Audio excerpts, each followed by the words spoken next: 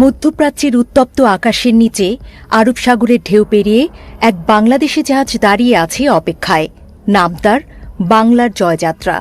নামের মতোই যাত্রা হওয়ার কথা ছিল দীর্ঘ, ব্যস্ত আর গুরুত্বপূর্ণ।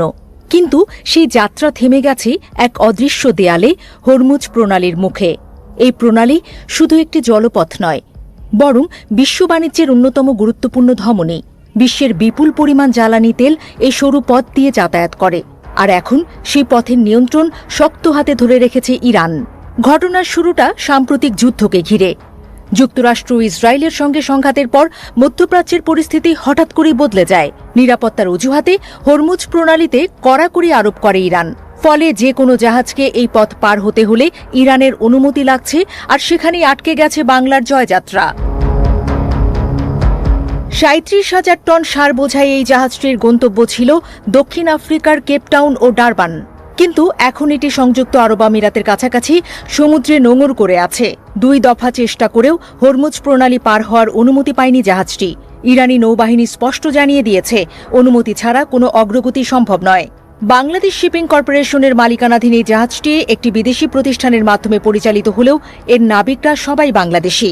তাদের প্রতিদিন কাটছে অনিশ্চয়তায়। কখন অনুমতি মিলবে, আদৌ মিলবে কিনা, এই প্রশ্নই এখন সবচেয়ে বড়। তবে শুধু নিরাপত্তা বা যুদ্ধ পরিস্থিতিই নয়, এর পেছনে রয়েছে কূটনৈতিক টানাপোড়েনও। ঢাকার কূটনৈতিক মহলে এখন যে ব্যাখ্যাটি বেশি শোনা যাচ্ছে তা হল বাংলাদেশ সরকারের কিছু সাম্প্রতিক অবস্থান ইরানকে ক্ষুব্ধ করেছে। যুদ্ধের পর বাংলাদেশ যে বিবৃতি দিয়েছিল, সেখানে ইরানের পাল্টা হামলার সমালোচনা করা হলেও যুক্তরাষ্ট্র বা ইসরায়েলের নাম উল্লেখ করা হয়নি।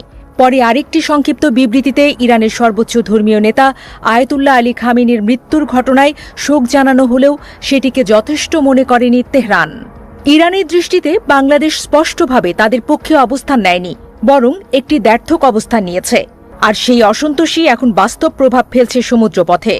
ঢাকায় নিযুক্ত ইরানের রাষ্ট্রদূত প্রকাশ্যে এই অসন্তোষের কথা জানিয়েছেন। তিনি বলেছেন, বাংলাদেশের বিবৃতি ইরানের প্রত্যাশা পূরণ করতে পারেনি।